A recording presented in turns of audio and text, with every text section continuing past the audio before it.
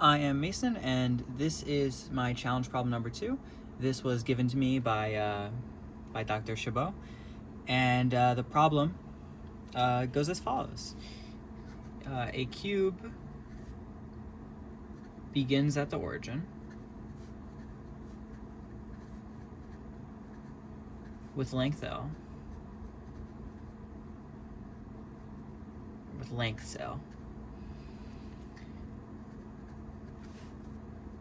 and it is immersed in a charge, which we're going to call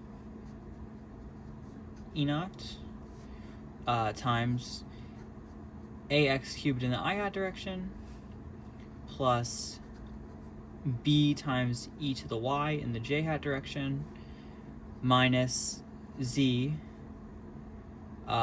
in the k hat direction. And our objective is to find the net flux through the cube.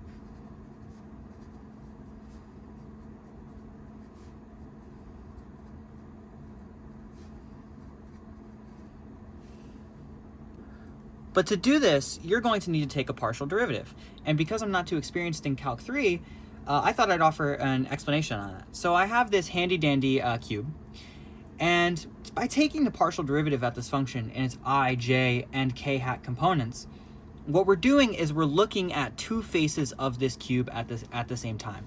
And what we're doing is along this axis, we are making, you can envision a super tiny cube in between these faces.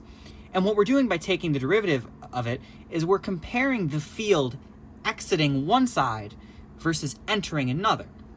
This is the same with our j hat component. We are looking at how much field is entering through the the front versus exiting the back, and in the k hat component, it's entering the top versus exiting the bottom. And by taking the continuous sum, we are able to get our net flux. So let's go ahead and set up our partial derivatives. So the divergence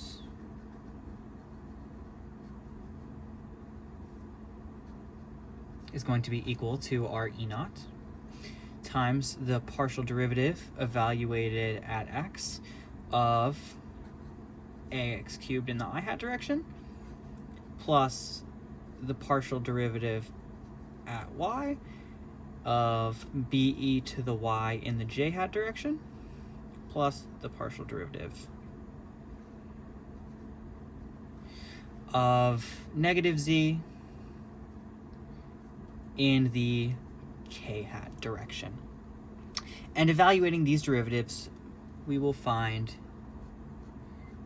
that it comes out to be 3ax squared plus be to the y minus c. And now that we have the partial derivatives, we can now take the continuous sum through this entire cube. So we set up our integral, we pull the E0 out front, and we are integrating it from just the beginning of the side to the end of the side. Our 3ax squared plus be to the y minus c. And setting up these integrals, you will notice something. Looking at the individual term, we can rewrite it as, I'm just going to not include the E0 for now, we could just add it at the end. It would be the single integral of our term in one dimension. But because we're taking a triple integral, we also have to take the integral with respect to dy and dz. So this just becomes 0 to L dy, 0 to L dz. And this, obviously, we can just use our basic integration techniques to find out that this is just L to the third. But this just becomes L, and this just becomes L, because this is just a constant. So integrating it from the beginning to the end, we just get our L. And quick putting everything together, we'll just see that this becomes a L to the fifth, putting our constant back in there. And that's our first piece of the puzzle. For the next part, we're going to have to integrate the j hat component. So here, for our first integral, it would just be from 0 to L dx, because there are no because the function is not x dependent. Here it's going to be 0 to L, B e to the y. And for our third one, it has no z dependence, so it's just going to be from 0 to L dz.